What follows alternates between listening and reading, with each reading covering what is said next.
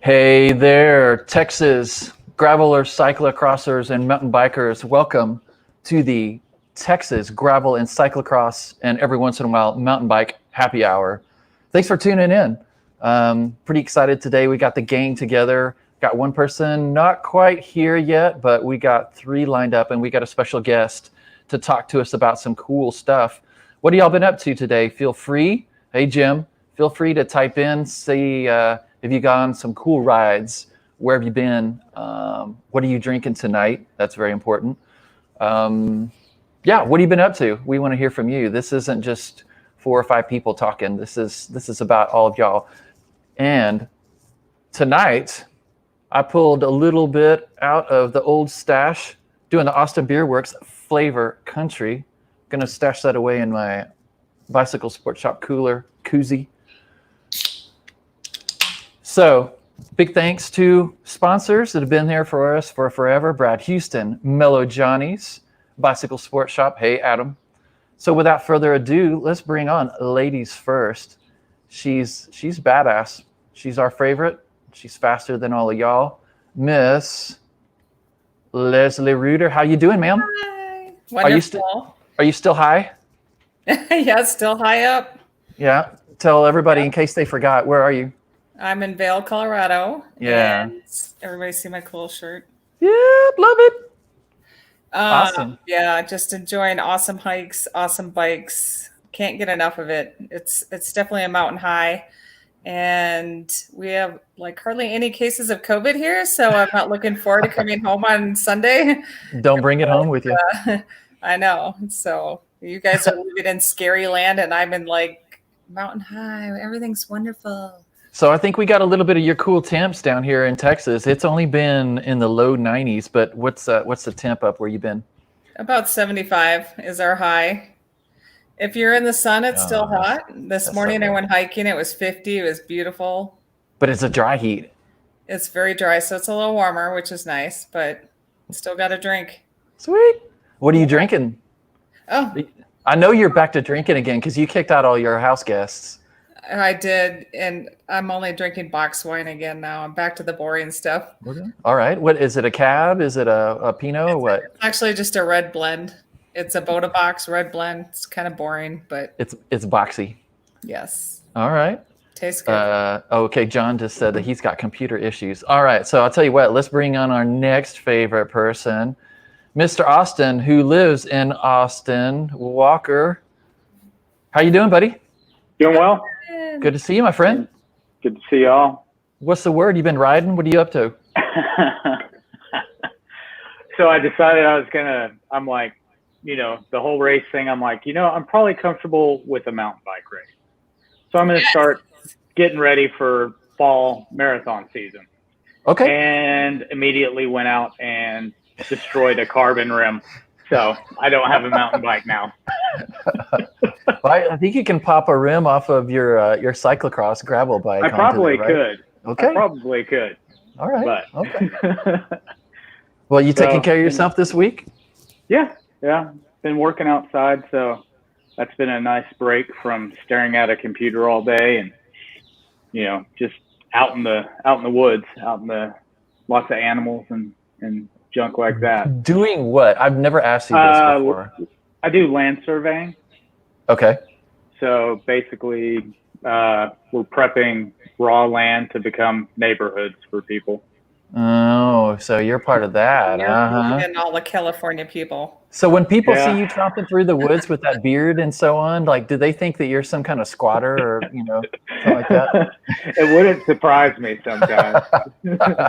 Some people look a little surprised when you pop out of the woods behind their house and like, what's this person doing here? I'm official.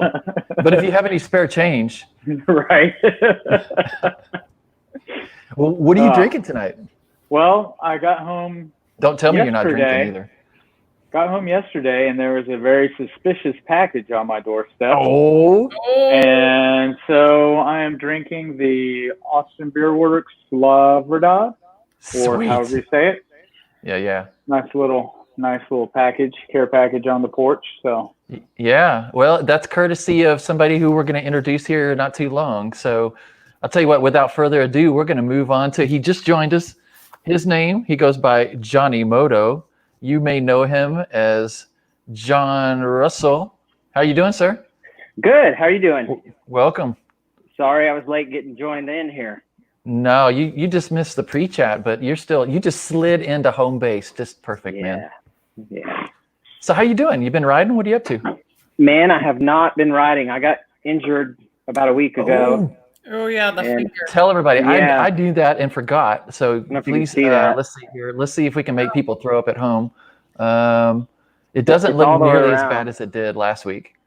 All the No, way it's around. much better. So pinky So much sausage, better. you were Minus trying to the- donate, right? Yeah. So what I learned is when you trim cedar trees, you need to trim them all the way back to the trunk and not On a create trail. little- Yeah. I got stuck by a spear right in my hand riding, and it ripped my finger basically off. And thank God I had a buddy there, Jason Smith, that walked me out, but I had to go to the hospital on Sunday. I was looking for Austin's wife when I went there. We tried to. Anybody? we tried to Anybody? get to a nurse. Yeah. And then on this Sunday I threw my back out. So today's the first day I've been able to even walk. So I'm having a bunch of problems. So crazy problems this week. are you taking some good pain pills or what? I was, but I stopped Okay. taking them because I was forgetting things at work and stuff. So now I'm just making my way through it. Does that mean that you get to drink tonight? I am drinking tonight. And All just right. I saw that Austin had a Santa Claus come to his house and leave a package on his porch, and I guess that same Santa came to my house, and what do I you got there? found a Fire Eagle on my porch and a Score. TSA sticker. Yeah, awesome. Nice. Oh, you just gave away part of it. There was a little hint right there if people were listening. All right. Well, nice. So I guess that means that it's a little bit out of the bag in case you hadn't looked at the emails or the social media. But tonight, pretty excited. Austin legend. He Sorry is about the overlord of Team Super Awesome. Also happens to be the giant rep. Very cool dude. Helped me get the start going on the 6-shooter back in 2012. It would have been 10 times worse of a mess had it not been for this man. So without further ado, let's bring in Mr. Wiley Mosley. yeah. Hello. Hey He everybody. brought it. Absolutely brought it. How you doing, sir? Yeah. I am doing better than most. Uh-oh. He's got. Tell us what we got. You got a very nice little outfit going on there, and then you got full on disco action. Well, it's just another evening, right? At Casa Mosley. You got it, sir. Well, how you been? I've been great. If I can Just, arrange these. doing well. Actually, I guess we're all probably doing something a little bit different. You know, I've been working a bunch, mostly out of the home office. You know, typing. I've learned how to use a computer recently, which is pretty exciting. I've never had to do that before. I've really always just relied on having an inside partner at work that really did everything for me, and she made me feel bad because I'm sitting inside in front of a computer and wasn't doing that. So I've learned technology. I'm a modern man. That's I'm awesome. so distracted by the lights behind you, man. I'm just mesmerized right now. Been taking So, up fly fishing a bunch recently too with Mr. Todd Hamburg. You guys probably know him. We've been walking around in creeks scaring fish. So that's fishing, yeah, not like actually catching them, but throwing stuff at them. talking about them. Yeah. Looking at them. Yep. Missing them. Yep. Fishing is. I never could stand still as a kid long enough to go actually fishing. But that's cool, man. Good on you. Nice. And we're Fishing and golfing, they're about the same level. Riding. yeah, I've definitely been riding. I've been kind of lame and riding inside a lot. Been Oh, do tell. All right. smart trainer thing, and I was like, you know what, I'm gonna get fit. And you know what, it's not fun. But I've been catching up on my Norwegian grind almost while doing it. That's been sort of enjoyable. We had a little internal, maybe we're talking about that TSA thing later, but we had a little internal challenge who could increase their FTP by the highest percentage in about 3 months. Now, for us non-elitists, please elaborate on what FTP is. Is that what you put in your car as a gas treatment? I believe so. Yeah. Okay. So I don't know if I can say this, but fuck if I know. but it's a weight limiter. I think you just did. It's something about holding your average power for X period of time, Okay. It's just one of those silly measurements I don't really care much about, but I care about it because of this. So Because you got to beat your teammates. Yeah, I bet one of you guys do know what that means. Leslie, you know what FTP is. I don't think so. She broke the FTP meter. Functional threshold power or something like that. Yeah, Leslie broke that meter one time. Yeah. They hooked her up and it stopped working. All right, so what do y'all get? Does anything happen? The victor, what? Well, glory. That's it? Glory. That's a huge Maybe deal. a new tattoo or something? I hope not. Is there any space left for tattoos that isn't from the neck up on you? There's plenty. They're all small, cheap, and dumb. Uh-huh. On that subject, we just had a really good one. A handful of us got. We like to escape a little bit and run to Big Bend fairly regularly. A group of us do some bike packing, camping out, chilling, resetting. And we had a good friend of us outside the biking world join us for a couple of nights. Nasca, who works at South Congress Tattoo in downtown Austin, he came out there with a mobile tattooing unit. Wow. And we all got super special memory. Two of us in that group had never had a tattoo before, and they both got them done in incredibly unsanitary ways. People who are under the influence of things they shouldn't be while tattooing. That's the only way you can do it, I think, right? Yeah. and this was TSA related, yeah? Oh yeah, it was a complete TSA event. Yeah, that's kind of what we do now. We're not we're not good at anything, but we're good at relaxing. So wasn't TSA kind of responsible for breaking Terlingua? Wasn't that like your own doing, your whole team? I think? Yeah. No.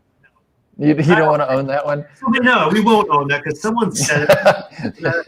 We're huge supporters of the events down there. As I said, we go down there regularly. We're really close with the folks at Desert Sports, all the people who put on the event. I just recently picked up a bunch of property down there, so I'm down there pretty regularly. What? Yeah, it's cheaper than a mountain bike. So party at Wiley's place in Toledo, apparently. Yeah. Just knock on all the gates up and down the road. There's a couple of gates, yeah. So you're primarily a mountain biker these days. Is that correct? That is very correct. Yeah. Okay. Because you were doing cross with us, pretty heavy. You've never done gravel with Cap City, but I don't know. Like, do you do gravel with anything? No. Well, I used to. It wasn't called a thing, but that'd be mainly what we did. I was upstate New York. Most of our roads were gravel roads, so most of our rides were gravel rides, I guess. But it was just called rides. Right. Yeah. Which may or may not involve pavement. Right. Yeah. Rode together on gravel. Yep. Yeah. Is that where all the excitement started? For me, probably. Yeah. Mountain biking. No, I love giving the gravel guys all this hard time. I'm only here for the mountain bike. So Wiley, you may not know this, but Leslie has never done a gravel ride. Like, even though she's got the badass cross bike and got the mountain bike, which she can still destroy with that. Never. So we're trying to deflower her with a gravel event. Yeah. I heard there's some alcohol involved, so if you get me drunk enough, I might do a gravel. Mm-hmm. Mm-hmm. We might even introduce hand-ups in gravel just for you. That'd be perfect. So, well, tell us a little bit about TSA, because some people, surprisingly, may not know about TSA. Oh, good for them. And by the way, if any of our hosts have a good story about TSA, please do share. We're just a. What is Team Super Awesome? It sounds really intimidating. It is far from it. So we originally started. I don't know how many folks know the story, but we originally started a little after I moved here to Austin. I was working for a different bicycle company at that time, and we started. Through Bicycle Sport Shop, we were working with a local road racing team. That's what they look like, right? Teeny tiny. Really narrow burst. Yeah. Road racing. That way either. And I didn't really know any of them yet. And I was just like, oh, this is a very serious thing. Everyone was very serious about getting their bikes, racing their bikes, and just, well, that's it. And that team, I can make fun of them now. At the time, I don't know if I was allowed to, but I know them all now, and they're good folks. The folks at Super Squadra. And I was like, super what? Like, what's so super about it? Your little red outfits, you know? So we were toying with names, and we're like, well, what about Super Awesome? And then we became, Team Super Awesome. It's simple as that. And so some of the early members, I'm trying to think, actually were pretty darn fast, right? We yeah. all did stuff at some point. Never the fastest, right? But quick enough, it's... Well, and when you were riding a whole lot, I can remember one of my early on cross races before I started doing events myself, putting on events.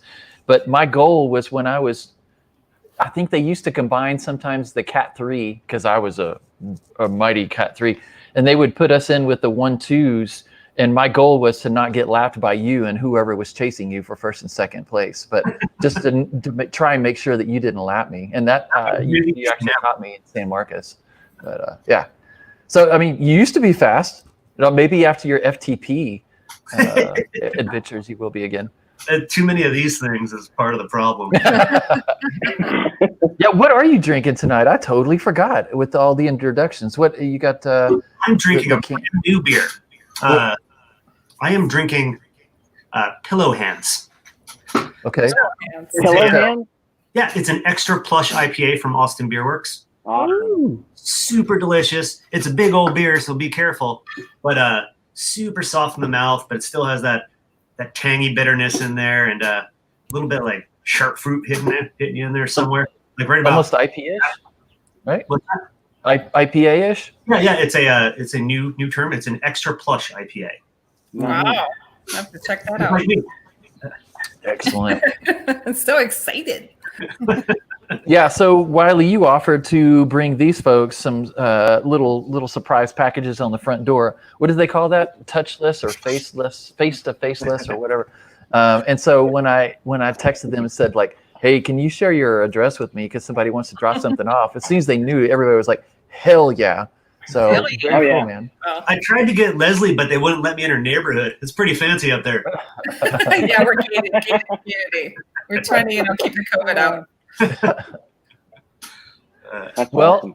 so the other thing, you're with Giant, and I mean they are huge and everything. So I'm going to find out what have you got, especially since Cap City does gravel, cross. I'm toying with the idea of some mountain bikey kind of stuff as well for the future. So what kind of cool stuff is out there? And also what's happening in the industry? Because with China being shut down for a long time, a lot of people know like you can't get this, that, or the other. But what's happening with the bikes with Giant and so on? I guess we can get like kind of serious for a second. I'm sorry. Oh no. And it's not really political, but just a little You just bit. made Austin sad. Yeah. We all react in different ways. Also, I needed the problem. A lot of us saw this coming for well over a year before the shortages and all that had happened. It wasn't just COVID. It started out with all the tariff stuff. That put us into a pretty bad situation. So everybody's moving production from this factory over here to this factory to try to get better less tariffs, I guess.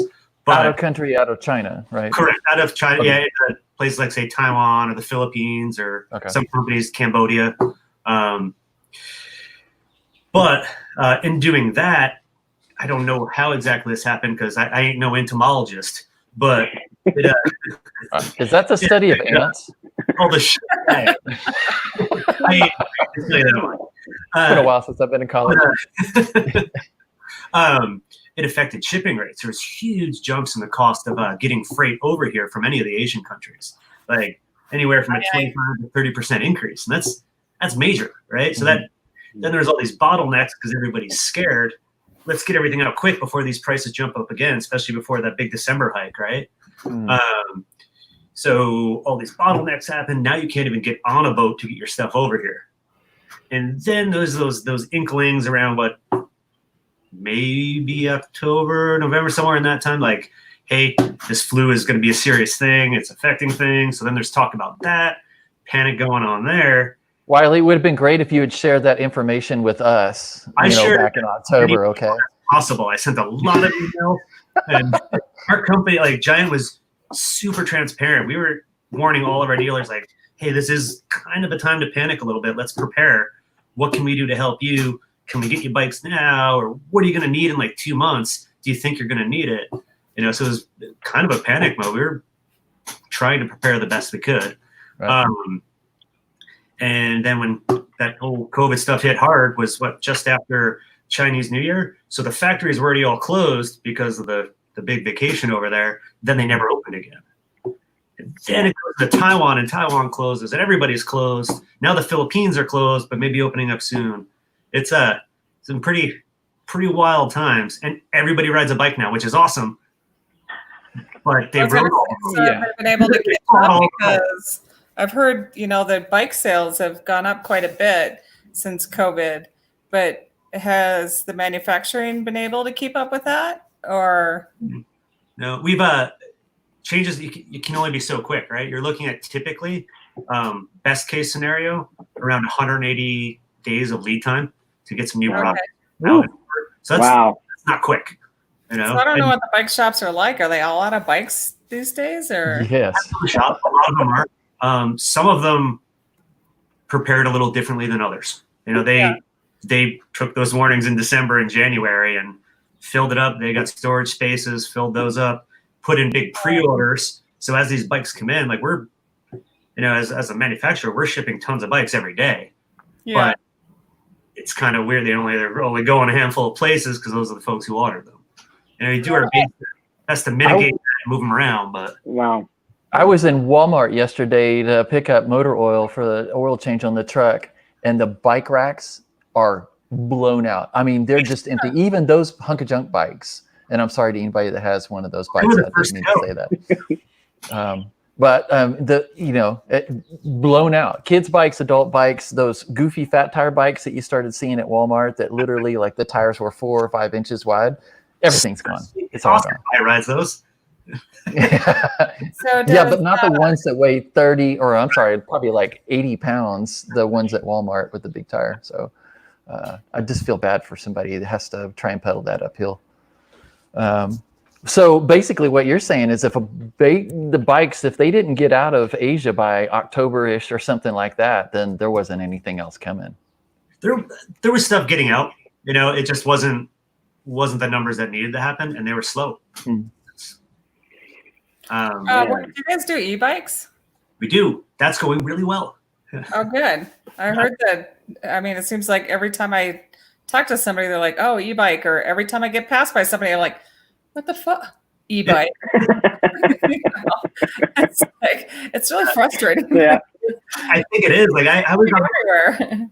I was riding over to, I guess it was, I don't know, either the grocery store or heading over to the Peddler Bike Shop on Duval. I'm pointing that way because that's where it is in relation to my house. Well, then you have to actually. I looked over there really quick. When I look at the screen, it's actually over there. Yeah, exactly. Really confusing. There's Leslie. But I came off my street and I'm dressed, in a little button-up shirt, nice pants and boots, because I'm, going to the store, going to work, whatever. And I go by this road biking guy who's, he's probably moving pretty good, but I'm doing, 28 without too much effort. Like I'm working, but I'm doing 28. And I was like, hey man, how's it going? And he says, quote, "Fuck you, cheater." Oh. Yeah. I've actually said that, but not out loud. I just don't get that. I think it's awesome. And so anybody that wants to text in over here and tell me if you think that e-bikes are cheating. Like if you got passed by somebody, you're going to take offense to it.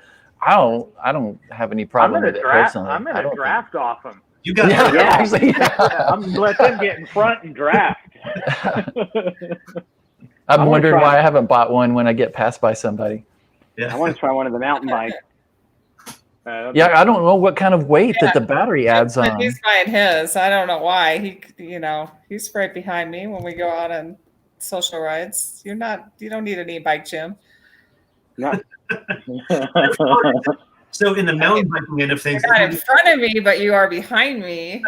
It is right. Yeah.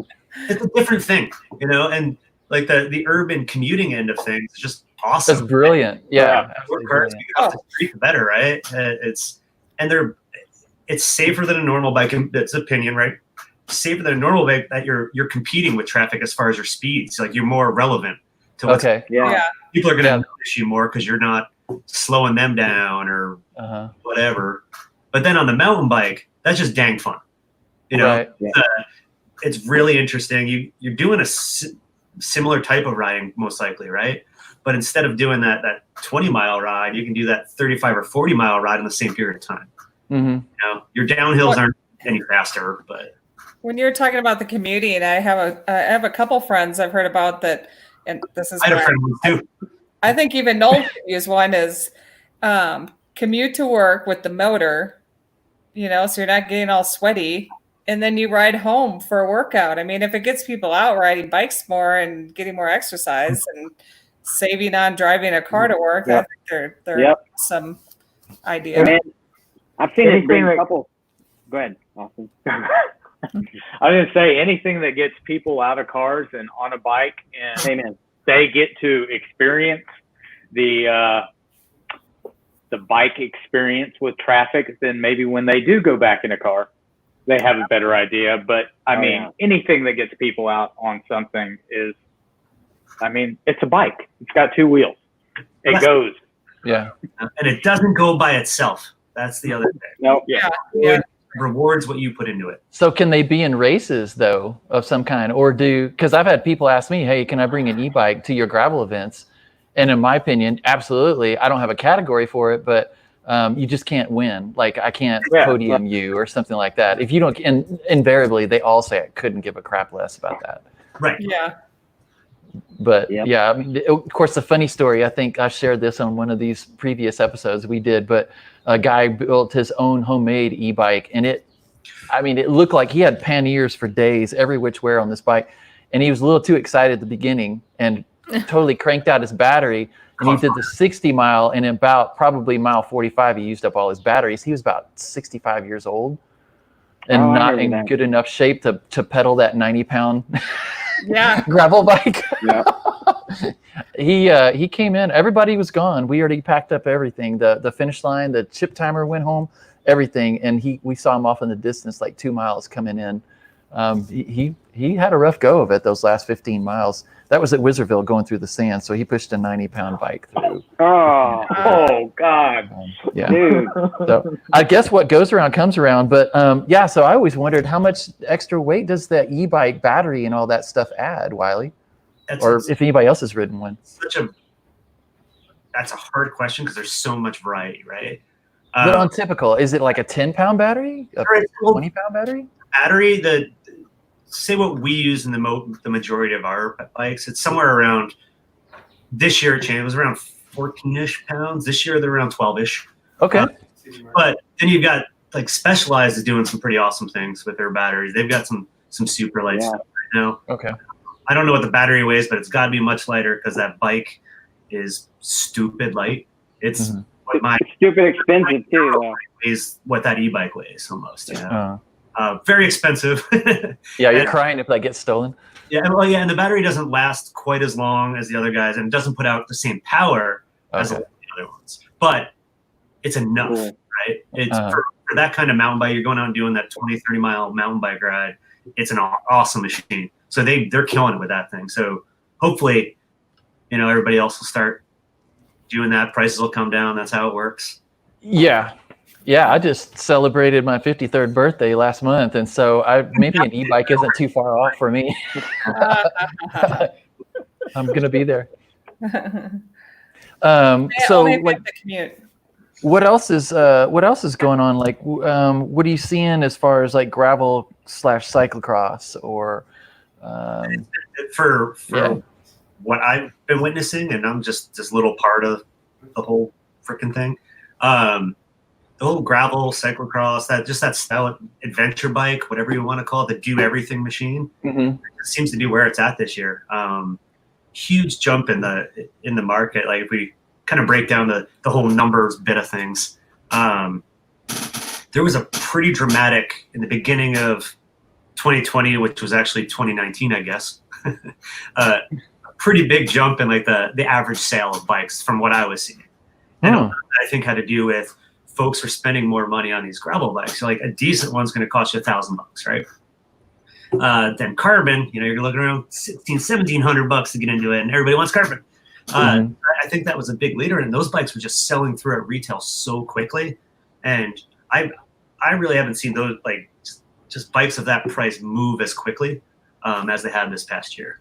No matter what the category was, just that price level just really took off this year, and I think a lot of it was due to that style of bike. Well, for forever, I've been telling people if you could only have one bike, get a cross bike. That was before people were talking about gravel as a thing very much. But you can always put skinny tires on it, and you can put bigger tires on it. So it can be your city bike. It could be your whatever you want. It makes a lot of sense to me. Nothing like gravel or cross bike on the trails. It's so much fun. Oh, yeah. Cross bike's perfect. What was new with Giant? Were they doing like some chain stay or seat stay stuff, or like what was your big push for this year? Like everybody else, I can throw some buzzwords at you. Yeah, but yours is better. We we do a thing on our seat posts and our forks and handlebars that we put under this big term of this is going to be a little bit of a long story. I apologize. Defuse, we call it. So it's just the shaping of the tubing. So say in something like a seat post is one of the easier ones to rationalize in your head, right? We're doing compact geometry, which Giant was the first brand to introduce geometry in a road bike. That's right. So smaller frame, we can have more seat post exposed, a bike that fits you properly. And with that exposed seat post, we shape it like a letter D. So the front of it's your curved section, back being flat. That enables the post to kind of bend and flex a little bit more backwards, but not side to side. So it takes a lot of the high frequency vibration out, but also some of that low frequency, some of those bigger hits. And similar technology in the forks. And you really notice in the handlebars is a really neat thing. If you happen to see a buddy with one of them or go to a bike shop and see a bike with a defused handlebar, it's really neat. You can almost move them up a little bit, but you can't twist them.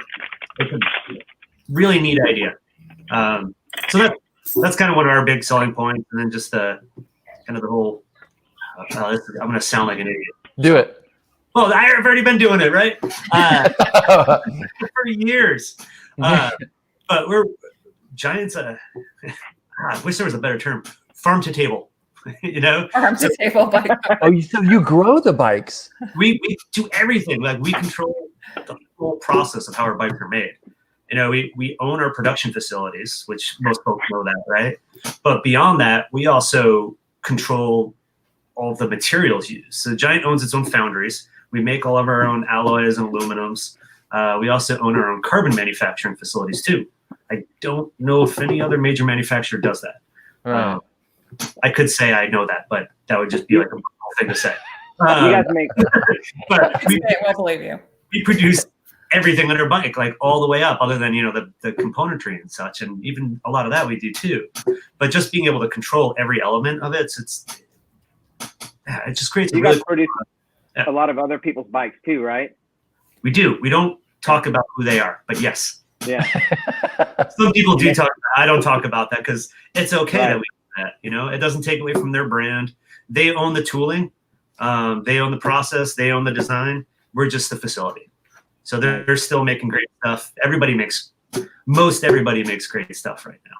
Yeah. So when El Gato was the rep for Giant, y'all had an aluminum cross bike that I want to say maybe it had 105 on it or something.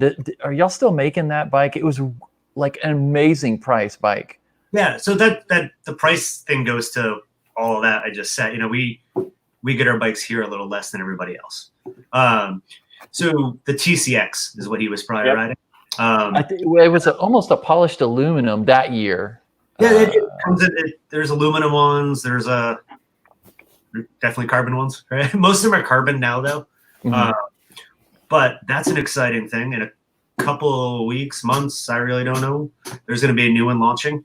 So stiffer, lighter, faster, all that stuff. And those bikes use the defuse technology also, which could limit some things in certain people's worlds, because folks are starting to run dropper posts on their cross bikes or their gravel bikes. That's so dumb. Hey, I'm sorry. I want a dropper post on my cross bike. I hate that hop over jump on. What? Once you start using one, like when you get to a stoplight, being able to just sit down. That is Yeah, and not tip over. right. Number one use. That's too funny. But the new bikes will still be running defuse, but the frames will have the ability to run a spacer in there, so you can run a round post, say like a dropper or something like that. But then the frames also go to a little bit more modern geometry and drop a bit of weight. All the cool stuff everybody wants. Yeah. Well, and so say about go ahead, John. Oh, I didn't say anything. Oh, was that Austin? Somebody was. So the reason that I asked about that aluminum bike, it was gorgeous to begin with, and I think it was spec'd pretty darn well. Obviously, I think the wheel sets is where most companies, kind of have to figure out a way to. It's a heavier wheel set and maybe a little bit more durable, right? But that's where they can save some money and hit a price point. With us, it's usually that almost. I don't want to say the opposite, but going back to that manufacturing thing, we hit some like crazy price points with like fancy ass carbon rims.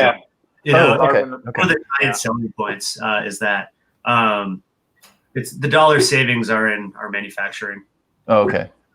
So that bike I thought was so perfect for like a beginner or potentially even like, intermediate. And so people who are watching, if they have a friend they're trying to get into gravel or cross or whatever, I mean, I thought that bike was so attractive. It was a great pick to look at. Into an awesome gravel bike. Like it's crazy. Like it's a bike like any of us would ride and be happy. Maybe not you, Leslie, but the rest of no, it's just an awesome bike. Like I played around on some of our price point bikes recently. That being one of them, super, super fun bike. And then I recently just bought a hardtail because I had to pay for my fancy full suspension bike, so I sold it. But so I got a hardtail. I think retail is around $1,300 on this thing. I know that might sound like a fair amount of money to folks out there, but maybe not these folks who are watching. I don't know. Yeah.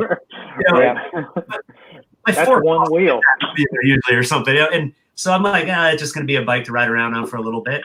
Holy crap, the giggle factor riding this thing. So 27.5 bike with a 2.8 tire, a price point RockShox fork on it. Man, it was so much fun to ride, to get on a bike like that again. It was just like, I don't know. It was like riding probably like the bikes that Austin rides all the time. Hardtails and bigger tire. I may need to know the specs on that. John never saw a bike that he didn't try and figure out how to tabletop it with. So. Hey. That's why I got a funny finger. It's the truth. That's true. That's true. You do. What happened there? Well, my mom might be watching. What did you do? Oh, whoops. Never mind. Take that away. I did it. So, well, we're in this quarantine thing right now, and everybody's been, you see all the videos and the Instagrams and the TikTokers or whatever people are doing. What are those kids doing? Yeah. Making their sourdough breads and all that other stuff. So I've been doing that. Hey, I want some of Vinny's sourdough bread. Sourdough bread. I made some hamburger buns, some sourdough buns. It came out puffy and crispy on the outside, and I was just, all excited cutting it, and I was totally using the wrong knife, but it's a knife, big heavy cleaver knife with like a razor's edge on it, and I slipped, and it stuck in the end of my finger. I girlfriend wasn't home yet; she was still at work, so I'm like, I'll be fine. Rag, finished cutting it, ate my burger. It was delicious. Duct tape. She got home and then got mad because there was blood everywhere in the You bathroom. didn't clean up the blood first? Yeah, what's up? You always clean up the crime scene before the girlfriend, my wife, burger. or anybody gets home. Yeah, I was in the midst of cleaning it. So she made me go to the hospital, and they first thing they said is like, well, we're gonna have to remove that nail. And have you ever seen someone pull your fingernail off? Yes, I have. It's It's not fun. It is the grossest thing in the whole wide world. Oh. So gross. Did they give you a nerve block at least to make it not? Yeah, it was just some bait lidocaine and everything. Oh God, that sounds like torture. I mean, that is torture. You just pressure. I saw Rambo. That's what they did in Rambo. They pulled his fingernails out or something like that. We did that.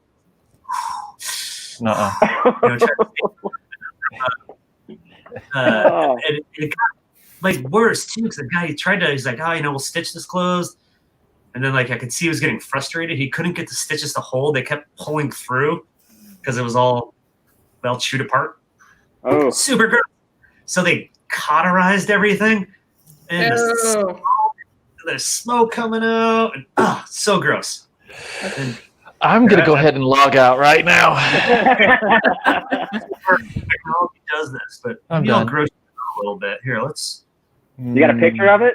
Oh, okay. Now we're talking. Wait, it won't show, will it? Oh, there it is. Yeah. Oh, yeah. It looks like a fingernail is not a fingernail. What they do is they cut this piece of metal and they stick it in there and they glue around it, and it's supposed to act like a fake nail until it grows back in, which they told me back in. I don't believe them. But wow. Yeah, super freaking gross. There's my story. Oh. I know that gravel race is coming up. Yeah. So with everybody buying bikes, with everybody buying bikes and all the newbies and stuff, don't let them know about these crash stories and fingernail. Of course, that didn't have anything to do with bikes, but no. Or baking. Yep. Yeah. So yeah, my PSA out there to everybody watching and in our team here, with all these newbies riding and stuff, keep encouraging them, because I think that this is our opportunity, right? All these bike shops are sold out. Walmart's sold out. You can't get a used bike off of Craigslist or Facebook Marketplace or whatever. So try and encourage them, like not necessarily to come to my events or anything, but just encourage them, right? Because I think more people on bikes, that's just more better. But they won't know about anything other than just pedaling around their streets unless we kind of talk to them a little bit and like, oh, cool, you know? What were you saying, Leslie? Show them where the fun's at. Yeah. Yep. Well, I mean, I love gravel. I mean, it's where it's at, and I'm still doing cross.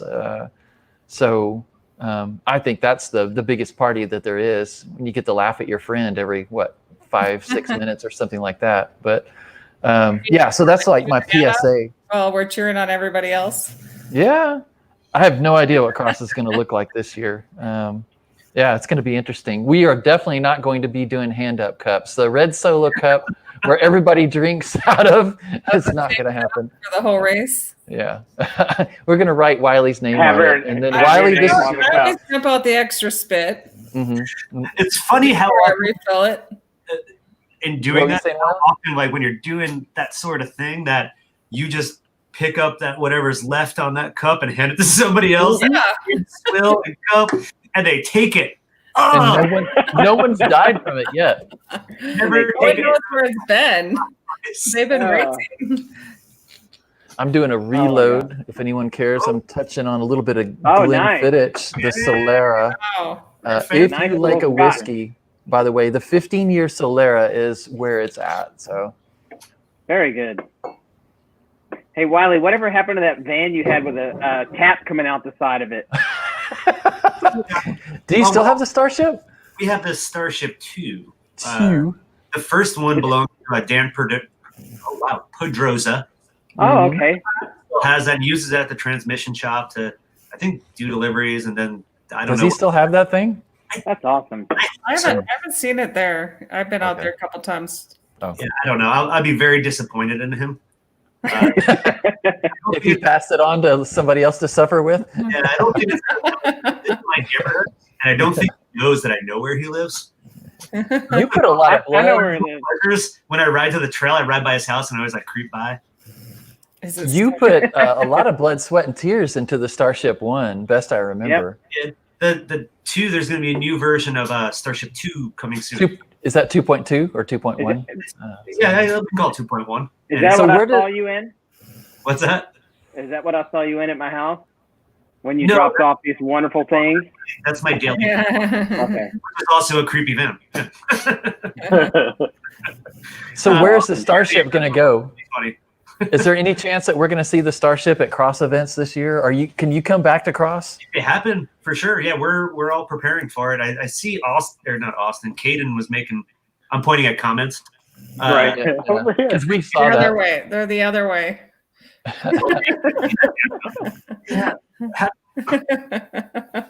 That's weird. You have to do this. I think, didn't we see? My dog's doing it now. Awesome. We saw the Starship at Weberville last year. Is that right? Correct. Yep. Okay. And then it'll be fully operational next go around. It's having a rebuild occurring right now. Indoor, outdoor bars. Oh. Yeah. Like a pizza oven. I'm lying. I won't have that. But it should. Oh, come on, you gotta be excited on the pizza oven. I know. Hey, Tony Fryer has a pizza oven or a little pizza grill that it's portable, puts in the back of his truck. It's pretty cool. Maybe you should ask him about that. Yeah. I will. Well, I don't see him too much anymore. I used to run into him at when we were in normal times. I would see him at a Pint House Pizza. Right. Oh, yeah. I'm doing wrong again. What are the restaurants open in Austin? Are they doing Pint? They're open. Yeah. They're open. I would but say, what, 3/4 are? probably not for long. Do you think It they're sounds like going it's- to put everything back down? You won. I wouldn't be surprised. Wait, what do you got there, Wiley? Hang on. What's that? I'm trying to get to you. I have a shorten the fuse. Ooh, gosh, Wow. you're tea. You have all the secret stash. Where do you live? Not in a nice neighborhood. It's not gated over there where Wiley lives. There's a big trench right in my front yard right now from our sewer being replaced. But we're gonna have Google Fiber too. Nice. Sweet. But yeah, Shorten the Fuse is another new release from the Austin Beer Works folks. Nice. IPL, kind of more on the citrusy end of a lager. What does the L stand for? Oh, that sounds good. India Pale Lager. So it's a lager instead of an ale. So a little longer to make, a little smoother, but it still has that super crisp finish. You're looking at one of those things. Okay. It's delicious. Yeah. How do we get these specialties? Are they in They'll the do curbside delivery too. If you roll up there, Oh, covered spot, they'll bring it right out to your car. man. Order online. It's super easy. Yeah, I love all Man. the Sorry. updates and remodel stuff that Austin Beer Works did. I guess, has it been 2 years now? I think so. I mean, it's Yeah. gorgeous. It's such a really cool place to go and hang out. So if anybody in Austin, go there. Anybody that's not in Austin, come visit Austin so Yeah. you can go to Austin They're Beer Works. open now too. yeah, it's a little bit. best, do it's the they coolest have brewery any in of those Texas. in the stores yet? What's up? Do they have any of those new ones in the store yet? These will not be at the stores. These are brewery only. Okay. Mm. Or maybe we Yeah. can Tuesday. Or Wiley's living room. Well, they're mostly in the van fridge. Okay. All right. Well, I know where the van is. So. Yeah, forget it. That was going to be a really bad joke. If we keep them talking and drinking long enough, we might get the code to the van. Is that a deer leg? What do you got there? This is the dog that hiked 10 miles. Oh wow. Cutie though. There Yeah. you go. Awesome dog. He's totally wiped out. Hey, I don't know why that just reminded me of something. We were talking about the restaurants like opening and then closing again. Yeah. It happened down on Congress the other day. Sorry, I'm jumping to that serious note again. That Boo. freaking actress does that activism stuff. She was in town for, well, you know why when I'm saying activist type stuff. She got stabbed down on Congress. What? Reese. Witherspoon? Witherspoon? No, knife. Ah! Look who popped in here. As your joke Oh was my coming. God. I just got, Oh my God, Brad. Buddy. haven't seen that guy in a while, huh? No kidding. Welcome, doesn't Brad. have that picture in his profile. He is a big, burly, grizzly man right now. Oh. That he needs to come back to cyclocross as well. There's nothing like seeing Brad take off his jersey and just sit there and bask in the sunlight and his gloriousness Yeah. right next to you, all sweaty and glistening. I've got Um, we have time for a really quick Brad Joe story. Yeah. no. So Brad Joe and I have a very long history. My first job in a bike shop was working for Brad Joe. He hired me as a mechanic. And That we had to worked, be interesting. upstate New York, mostly like doing a lot of ski stuff too. So ski shop also. But in this little basement where his head was like right at the ceiling. It was a pretty stressful work environment, you know, because of the hot machines, and Brad had a little bit of a temper at that point in life. Glad he got rid of that. Yeah, he sure did. But when you talk about him basking in the sun, he had this band. I guess you'd call it, like, at that time it was industrial music. You know, they had two drummers, and Brad was one of them, and his drum set mostly consisted of like a couple electronic pads, but then like rims off of cars. And it was crazy. I don't know, like Road Warrior shit. And I was very underage at the time. Brad was a bad influence in my life. Congratulations, Brad. No. We showed you the He way. got me into mountain biking and snowboarding and like not going to school and doing all those things instead of school. And so I thank him for that. He was a huge influence. See? We're the ones you remember the most. Good man. But I got invited to one of his shows, and it was at this bar in downtown Albany, New York, booming metropolis. And it was one I had always heard of, like, oh, you don't go there, you know. But I was like 17 or something like that, so I couldn't even get in. It's a 21 and over kind of place. But I was, you know, with the band, and I go in there, and his band gets up there, and they're all looking crazy. Like Brad's got some BDSM freaking thing on with leather. He wore that to a cross race one time, I'm pretty sure. There's two strippers come out on stage. And these strippers just have like, one of them has electric tape over her nipples, and the other one has like Band-Aids. And these little female sections.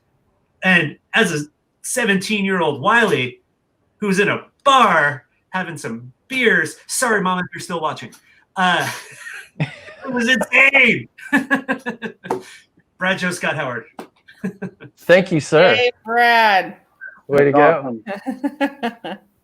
So, hey, I've been wondering, I hinted a little bit on the social media and the email stuff. Some things have been happening with Texas cycling, and I wanted to pitch it past people. Y'all chime in if you want to on text and stuff, and then I want to hear from our folks here. But, you know, the folks that had not heard, Texas Bicycle Racing Association, TEXPRA, has dissolved and is no more. They were probably not doing well last year. In the events that I was putting on, I was hosting with NABRA, which is the North American Bicycle Racing Association. But anyway, so that has dissolved now. They were in charge of road racing, cyclocross racing, well, time trial and not track, or I don't know. But anyway, that stuff. But mountain biking was through Timbra. But anyway, there's a group that's looking to kickstart that. Basically, I would call it TEXPRA 2.0. And so that's pretty interesting to me. Hopefully, they're going to be open to different organizations, because the old TEXPRA was very, very loyal to USAC. It was basically the Texas branch. And so we've been trying to grow gravel and cross and anything really to do with bikes, but specifically the events that Cap City puts on.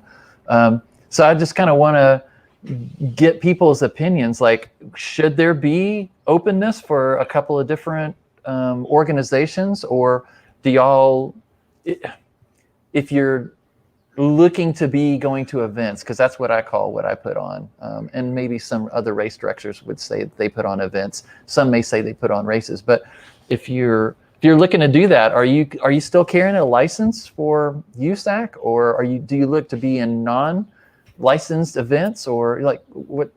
Let's take it to all four of y'all first, just to where you are, and it doesn't matter if you agree with what I say or if you disagree with what I say.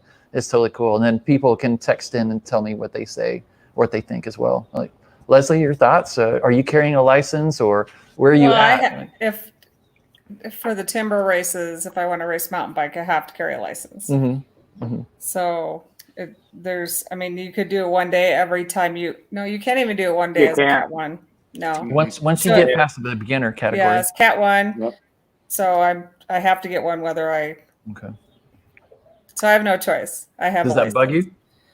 It bugs me that kind of bought in at this point. You don't really care. Well, no, because when I raced every year, every race, yeah, I get the insurance and that. But since the last 4 or 5 years, when I've kind of just dabbled back in it, I'm racing Cat 1. I might do 1 or 2 races a year, but I'm having to pay for a license for the whole year. Yeah. So because I'm Cat 1 no matter what, and if I do one timber race, then I have to buy a license for the whole year. Yeah. Austin, you do the driveway pretty regularly. If it wasn't for the driveway, would you care about licensing or USAC, or what do you think? No, not really. I mean, this year I let my license expire because I totally forgot mostly. And then when they're like, "Hey, you can't register for a race," I'm like, "Okay." Yeah. I don't know. I think they should be open to any licensing as long as it covers the same basics, Right. Your insurance and that, because that's really what it's about. I guess some people are, kind of with the cross situation last year, there's, people that think they're concerned about points, but really there's only like 3 people that really need to be worrying about points, and they know who they are. Yeah.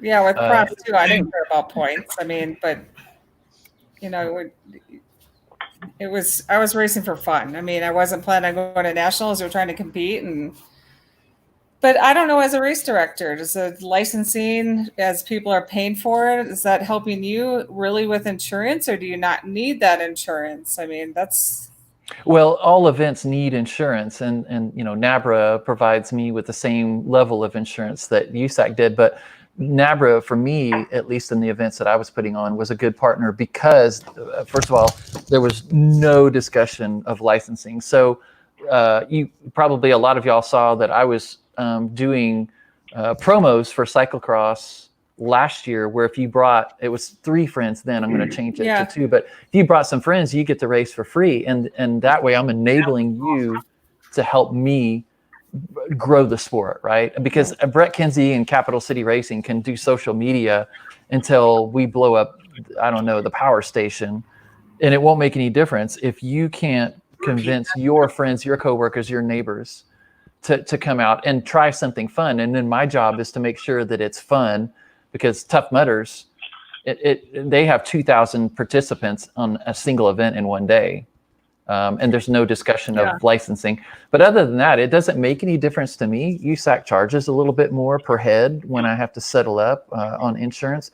But that's not the win for me. It's if I can get Leslie and John and Austin, Wiley to bring a friend or 2, and they get hooked and come back next weekend. That's how we grow the sport back to, I want 300 people per day at our cyclocross events. Gravel is the same. It's growing on its own because it didn't have a governing body per se that was trying to do anything with it. So that's the win for me. But I'm interested to hear what people out there have to say. Like, Wallace is watching, Andy and everybody else. And I mean, Wiley, I think I kind of know where you stand on this, but like, when was the last time you carried a license with USAC? I get one every year because I forget to stop my auto subscribe. Oh, that's a win. And I bet you there's somebody, they probably don't know, but I'd like to imagine there's someone at USAC like, ha, got him again. That guy. He did one race in 3 years. Oh man, that's funny. Yeah, but to like jump to what Brett, what you were saying, like what some of those things you're doing are freaking awesome, and a lot of them can't necessarily happen from my understanding of the way sanctioning and all that works. But I might have said this many times. I'm just an idiot here saying things. All of us bringing in those like the otter crowd, like trying to get people just to come out and like, look at this stupid thing you could do. This is a fun, stupid thing. Come spend your Saturday with us or your Sunday. Have fun, meet some new people, get the flu. I don't know. Brett, have you ever been to a 24-hour race? No. Oh yeah. I can't pedal my bike longer than 4.5 hours, so that would be 20 hours. Teammate. 12-hour races, the endurance races that happen all across the United States. Yeah, like the Dirty Dozen, I love. Yeah, and I mean, like back in their heyday, you never paid for a license. You never do, and that's what I mostly do. So I never pay for a license. Mm-hmm. And some of those races have thousands of people showing up to them, like 24 hours of El Pueblo. I mean, think about how many people show up to that thing. It's a great event, but like there is no licensing. And actually, Lance Armstrong was there because I don't think he could get a license. So no, I remember that year. I was there. like 24 hours of adrenaline. Like I went up to Canada and raced there. I didn't buy a license. I just signed up and paid the fee and raced.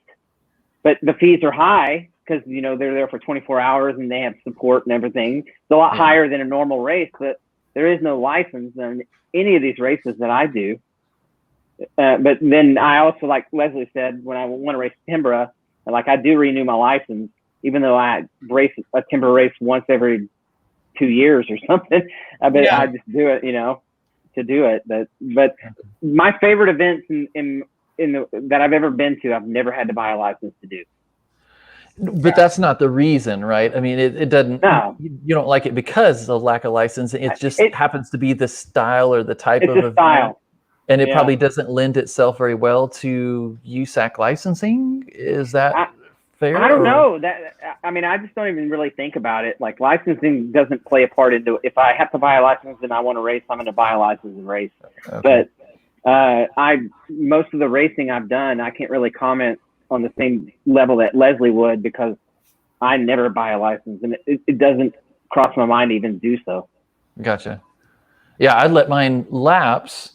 And I would be kind of in a weird spot if all the races in Texas, or at least cyclocross, go to USAC or whatever. I don't know. It's been. I didn't have a license last year either. Yeah. I don't know what I'll do. But in the grand scheme of things, the argument's always that a $75 or $90, or however much USAC license is now, is like a $90. Oh, okay. Yeah, so going up. I want to say. You guys paid like 115 or 120 this year. Really? Shit like that. Damn. And did you get? Oh, so you got the USAC koozie with your registration? I mean, your. You're the auto renew with the special plan. Yeah. And so I saw that Wallace typed in the issue, is tracking categories and whatnot. And I feel like as a race director that if I've seen him around and I know he's going to obliterate and I see him registered in the whatever you call it, I just went with the same categories as USAC just because that's what people know. But if Wiley tries to sign up in the Cat 3 or Cat 4, I'm going to say, hey, bro, I just bumped you up real quick. Yeah. Just do that favor. Back into the Cat 2. It would be cool if I did that like this year. Yeah. That's one thing, though, that you brought up. Like those endurance races and things don't have categories. They're age-based. It's either you're either open pro area or you race like the 40 to 45 Uh-huh. in category. So there is no like cat 1, 2. Everybody races together and it all starts together.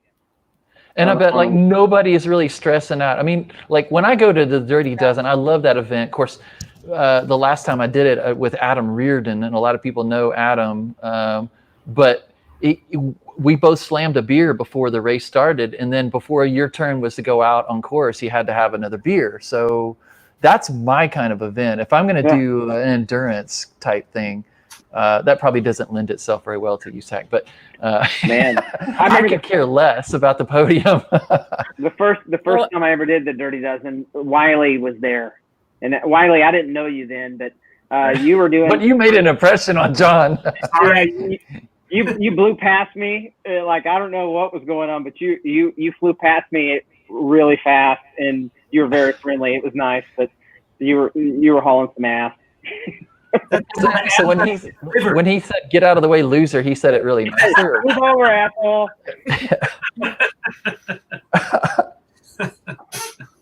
No, that wouldn't happen now. So you were awesome. No. I think you won the 6-hour race that year or something like that. Ooh, solo? Yeah. That's stupid, Wiley. Nice. Why would you even want to ride your bicycle for 6 hours straight? How many times have I said I might be an idiot? Really quick side note. Many years ago, and we're talking, this is an endurance event thing. Many years ago, I was going to a race that everybody knows about. It's a stupid race. I've only done it a couple times, I guess, maybe. But we happened to stop in Durango to meet up with some of the team that was going to be up there doing it. And we're sitting down for dinner, and this he's a pretty famous mountain biker kind of guy. You guys all know his name. If I said it, one of the pro racers in the group who was racing for this company I was working with, and I was wearing those stupid colors and racing, is complaining that he doesn't want to do this race anymore. He doesn't think it's fun. It's like a road race on mountain bikes with a bunch of elevation. You can't breathe and a lot of people. That might tip you off.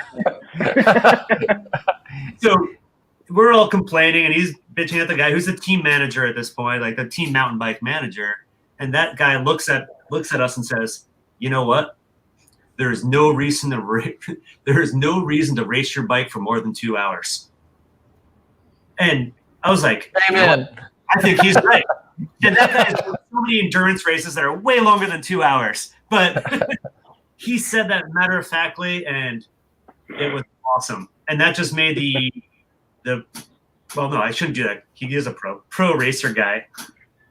Just shake his head because he still had to do that race. That's awesome. That's awesome. Yeah, I won't train anymore. I used to think I was hot shit when I was a Cat 4 in cyclocross and bumped up to Cat 3. And it's like, do you know who I am? I got second place in some cyclocross races. But yeah, I don't want to train for anything. And so a 2-hour race sounds badass to me because I can get to a beer quicker, or tell your fish story about how you almost bit it over that drop off, or that armadillo ran in front of you on the gravel course, or whatever it is. I love that. Or it gets even better. Like this is kind of a new thing for me, that you can race masters. It's like a 45-minute race. Yeah. You can race for 45 minutes. That's awesome. Like you can do almost anything for 45 minutes. So Wiley, are we going to get you into gravel? If we can get gravel stuff going again, are you going to come out? I know you got a bicycle. You can put some clip-ons on your mountain bike.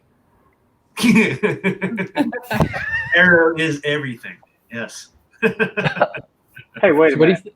Would you dabble in gravel? I enjoy doing it. None of the events here have been worked out with just life, Yeah. Well, and when you're normally doing your gig, like weekends are absolutely absorbed, right? That's the peak time. Well, that's when I hide in my house and like get the barbecue going, or maybe because I hear that you have a hellacious yard right now, right? in the bad way, yeah. No, in a good way, isn't it? No, it's getting better. Yeah. I've dug the whole yard up front and back and rented one of those. You guys ever seen a what do they call it? A sod cutter, like a sod cutter machine? Nope.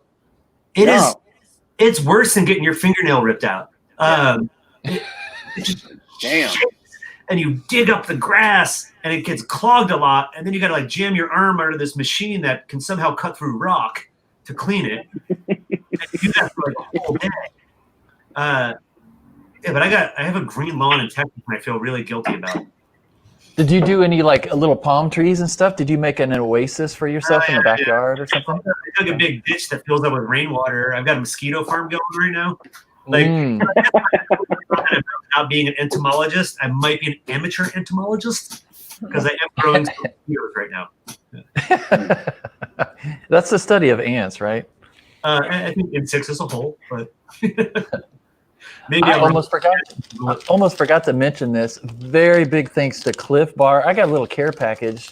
I don't know if y'all see my social media posts every once in a while.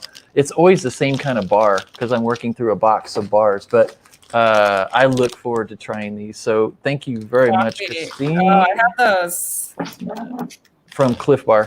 Yeah, so that's my shameless promo there. Wiley, if you were my sponsor, you would have some giant crap on the screen right now. I'm just saying, okay? I have done so much shameless promotion, so I apologize. No doing the giant stuff, talking about how great we are. We make our own metal. Hey, You invented metal. something to get excited about right now. Yeah. Say again, Leslie? We all need something to get excited about right now. Yeah. Yeah. Oh, Andy Wentz says there's no dabbling in gravel. Sorry, I guess you just have to be fully initiated there. So I guess I need to raise my stakes. When you get Wiley out there, you get me out there. Oh. Oh. Get called There you out. go. Woo. Trash talking already. So yeah, as far as the gravel stuff, I can't remember if I mentioned, but NABRA has given me the okay with the current state restrictions to do an event, and Stockdale is ready for us to come back. Talking to the city manager as well as the head of the 4-H club out there. He's a teacher at one of the high schools, but they're ready to do food service. We're allowed to use the park. And so now it's just a matter of picking a day. I almost feel like I'm doing a Spinistry event because I usually avoid the middle of summer like the plague. But maybe we can kick an event off at 7:30 in the morning with, of course, physical distancing. You'll have to check in with a mask on. You'll have to be at the beer in groups with no bigger than 10 with, mask. You got to have that present. Probably we'll start the longer distance, separate it out, and you'll do a rollout. But I'm kind of excited that maybe we can get a little bit of gravel going for Texas again. It's been, the last event I had was February 29. Then I went off to go do Mid-South up in Oklahoma. So I don't know. I'm hoping. Of course, we know awesome. John's not going to make it because he'll bleed all over the course. Oh, what? Wiley, we may have to get out there. Maybe some TSA. You say again? I'll go if Wiley goes, he said. I'll go if Wiley goes. Uh-oh. We're throwing down the gauntlet, man. I'll go if John goes. We have been we've been blessed with TSA members last year. What was it, Becky? Is Becky still with y'all? Becky Scaduto? She's a picker chooser with us. So she hangs with the young crowd sometimes. Yeah, she's way cooler than us. She's way hipper than us. Yeah. Okay. But for cross, yes, she does the TSA thing. But for gravel on the road, it's troublemaker or some other thing. And that reminds me of a story. It's a really quick one. I'm sorry I keep doing these little things. This better be fast. It is super fast because I believe she was working in medicine. And it reminded me of this thing with, do you know why nurses carry red crayons? No. Why do nurses carry red crayons? In case they have to draw blood. Oh my God. Nice. Well done. Perfect story. So Becky has come out. Let's see. The Panda Cutioner has been out. Todd has been out doing gravel last year, I think. Todd's just a fisherman now. Who else? He only fishes. That's all he does. Yeah. Ask him. He's got this weird beard, like worse than mine, like more patchy. See, yours is. I just thought maybe you get up close. I just thought you maybe hadn't shaved this week. No, that's 100% what it is. It's not. Okay. I'm not growing a beard. I'm All right. just lazy. It's the COVID beard. It's nothing like Austin. Someday I'm going to grow out, but see, the only problem is I only get like 14 hairs on the end of my face, so I do a Fu Manchu or something. Yeah. So all right. So the gauntlet has been thrown down. Wiley's got to come out for gravel in Texas because apparently he only did it in New York or I don't know wherever, something like that. Or That was no rules. Saskatchewan. Leslie has never done gravel before. John is prepared to bleed all over the course, whatever course that may be. I don't think you can hit a cedar tree on gravel. No. Eh, No. I drive it with my truck and take out all the cedar. I'll be safe on that. Can you even grab a bar right now? No. No dice. So how long is the doc saying chill out with that? I mean, they just said once I have movement, once the swelling goes down, I can do whatever I want to do. Ooh, So but I just like vibration. Yeah, well, I mean, it's a weird thing. I severed the nerve, so I have my finger feels like it's somebody else's finger. So I have zero feeling in it. Mm. So it isn't a pain thing. It's just a matter of when I can start closing it because it's so swollen. Okay. Oh. Is that as far as you can go? Yeah. Uh-huh. Yeah.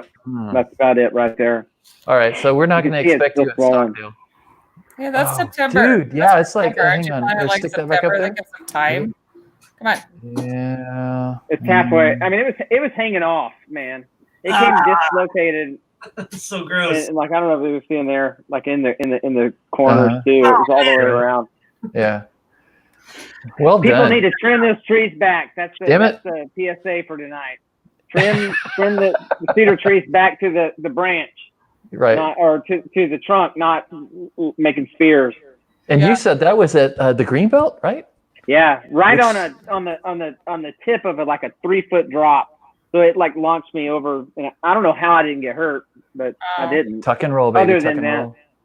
I know you're Yeah, like way over time here, probably for what you're looking to do. Yeah, you need to shut up. I know everybody says that. No, don't shut up. It's awesome. Quick question for John here. Like, you know where you live because I know where you live now. Yep, you do. Your neighborhood. I've been riding there a lot over in the. Maybe we don't talk about it. Maybe we do. The Area 51 trails. Yeah. Dude, it's for being right in the neighborhood. I live in your neighborhood also. Those are pretty freaking fun. And I hear the city of Austin now owns most of this property, so it will eventually become a mountain bike park or something. I don't know if I'm hearing that, but I would love, man, Wiley, we should go check that out sometime since you're real close to me. I didn't know you were that close to me. saws and cutting stuff pretty regularly, so we can So go what out there. kind of, what kind of distance can you get out of those trails or that system? I don't know. There's so many trails. I can't. I've gotten lost, and it's not a big area, but there's a lot. It's not big. Yeah. Yeah. Wiley, we should hook up on that. 8 mile Go out there. ride. This is Jim's comment here. He doesn't Yeah. worry about the ones The that are last time I rode with Jim, he got like almost knocked out by an overhead thing, and he knocked like a 6-foot branch out of a tree with his head. Poor guy. Suburban Ninja. Yeah, you were there, Leslie. You Yeah. were there. Oh, that's Yeah. just not good. Oh, Jim, I'm so sorry, buddy. It's like you're a lightning rod. You're so dang tall. So And Jim's awesome. Roma just threw that out there. Ruckus racing is what Becky's been doing. is that where she is? Yes. Yeah. What is Ruckus? I don't. I know the name, but is it just like another alley cat kind of team? Oh, they do stuffs. There's my answer. Stuff. Yeah. Perfect. They do like some of the road stuff. Like when she shows up at like driveway, I think she might be in a ruckus thing. Maybe.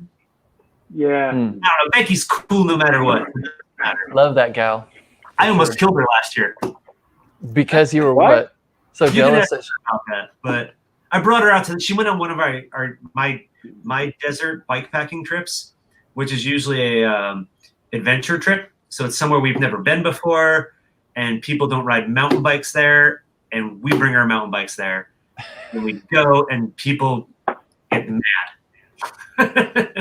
And it was a really bad one. Like some people had some meltdowns. Yeah, it was a big deal. It was awesome. So we're going to see a new TSA kit this year.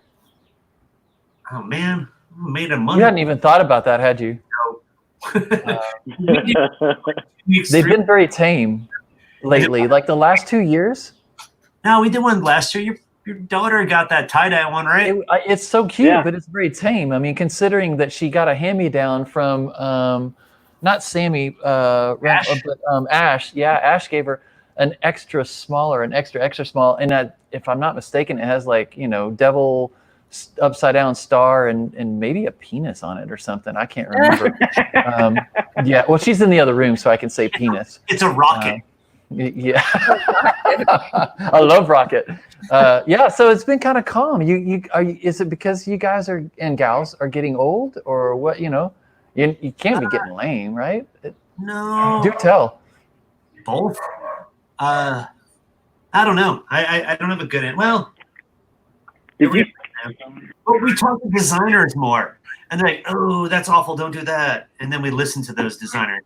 Kaden was on here. He's one of those guys that complains nonstop. The best kit you ever had was either the Pee Wee Herman or Sunday Best, depending on who you ask. And I know you all hated it because it makes your belly look like you had too many donuts. But it was the best ever. It really was. The guy who designed that one for us was a guy named John Takao. Get on the Instagrams. He's a super nifty dude to fucking follow. Okay. I didn't need to throw that expletive in there. I'm sorry. Takao. But John Takao, yeah, good dude. Yeah, so you need to start thinking about a kit. Bridget, unless she's been kicked off the team, she's going to need a new kit. She can design it. She might. Got some markers and colors over here at the house.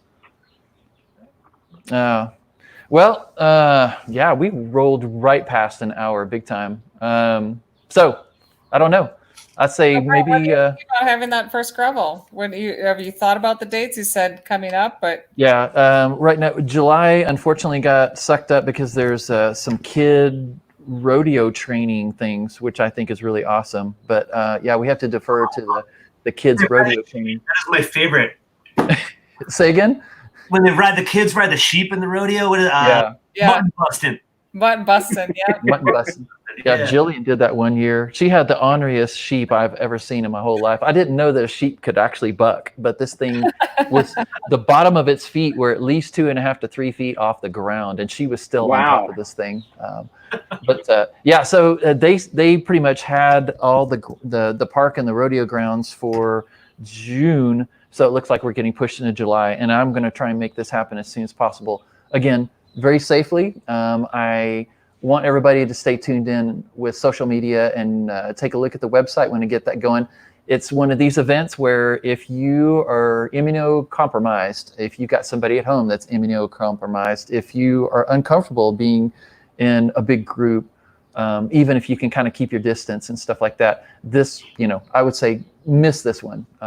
Miss all of the events this year probably, but if you feel that you can approach those things in a controlled adult manner, and you can come out and have a good time and keep it in groups of like 5 and tell your fish stories, or maybe just don't draft, and then this is going to be a fun event. We're going to get started early so that by the time the heat of the day really gets kicked up, that you'll be sitting back with a beer in your hand and some food made by the 4-H Youth Club in Stockdale.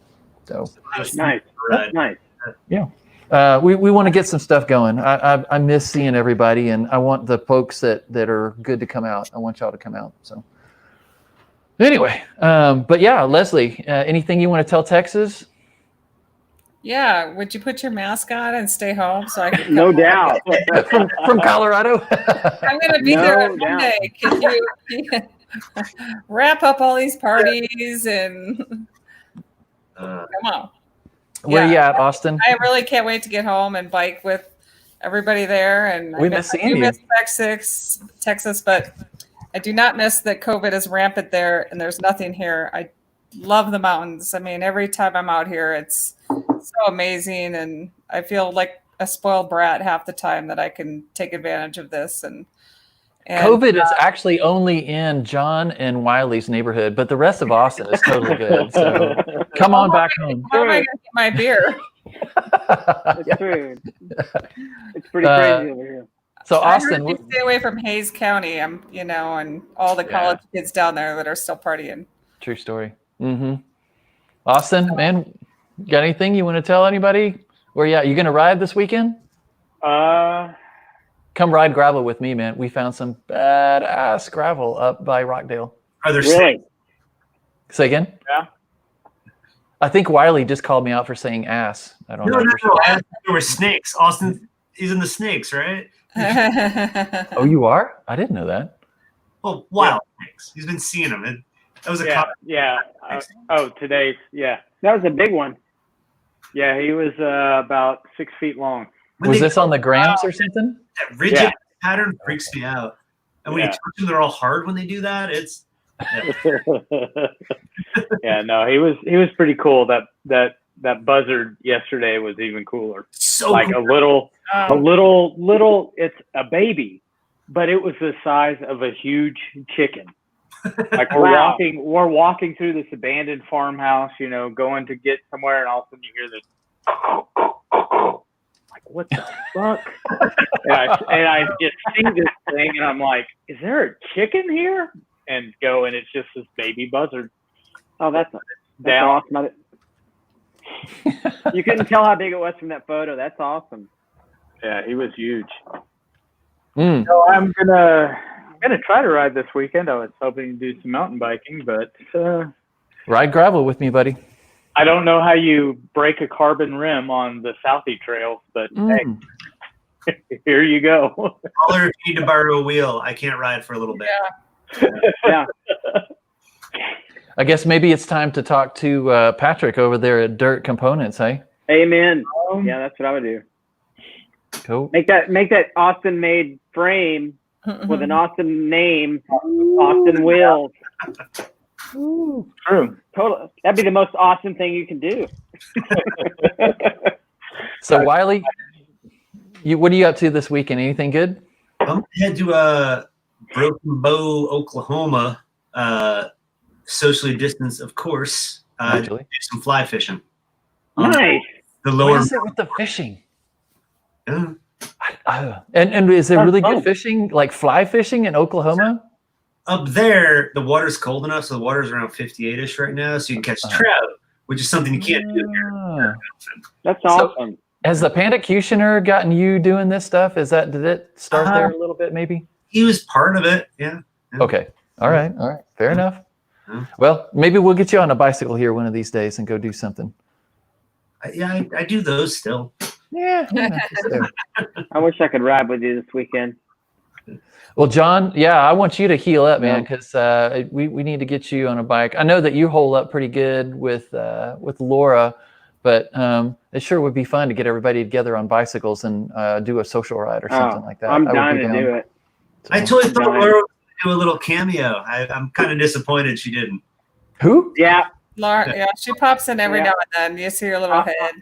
Yeah. Yeah, every now and then. But where is she?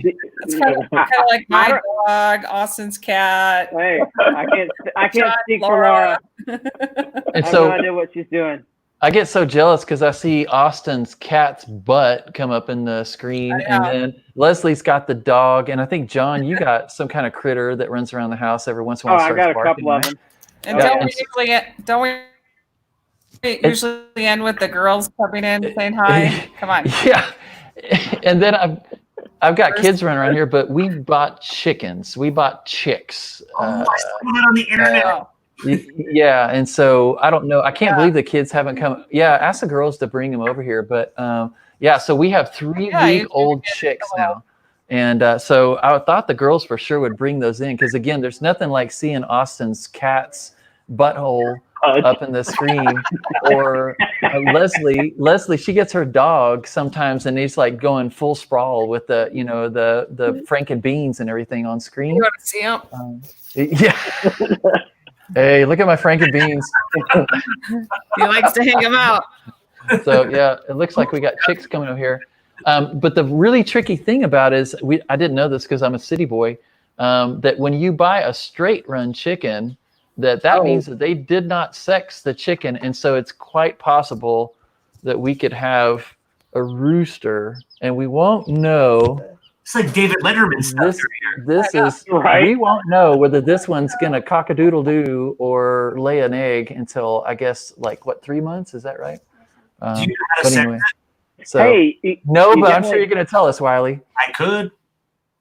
So, but you have to look between the legs. Is that what you're going to tell me? You actually got to squeeze it a little. It's kind of weird. I watch a video. It's like you squeeze in, this thing pops out a little. It's An egg? not an egg. Is that So- The cloaca is a really interesting body part. Like it's such a neat thing because it does everything. It's like an all-in-one. It's like a Swiss Army knife of body parts. Yeah. But, yeah. True story. Well, everybody, I have to say I've actually really enjoyed tonight. So thanks y'all, and everybody that was tuning in and texting in. So, here's our Rhode Island red Jillian's, Jillian's Oh, green yeah. over here. Jillian? Side to side, like because its head will stay still. It's really cool. Yeah. Side to side, like, and hey. So I'm not a woodworker, but I built my own chicken shed. It's a 4x4 and put everything together. It's not pretty, but maybe one of these days, Leslie used to do the by the swimming pool broadcast, and so maybe I'll do by the chicken coop broadcast. You need to come get my chicken coop out of my back of my house. Oh, you had one? I have a huge one. That could have saved me so Get much it. time. Yeah, so John's got a chicken coop. That's just great. Thanks a lot. It's a really big. It's like a 12x12 one. So like you'd have to break it down. Oh, okay. So- Well, you know, You could use a bigger one. we'll put that. Okay, so I may be coming over to your house shortly. But anyway, everybody, thanks for tuning in. I really enjoyed tonight. Great to see Leslie, Austin, and John are awesome, and obviously Wiley, thanks a big bunch for jumping in, man. I'm sorry. And TSA. Oh wait, let me see what we got here. Hang on. Let me see if I can That's get my you, coop that we built. It's Boom. pretty big. But you gave up on chickens? Is that what I'm hearing? Yeah, my dog will eat them. Well, I'm planning on eating these after they stop laying eggs. So. Man, I loved having chickens. It's the greatest thing. Don't tell them. All right. All right.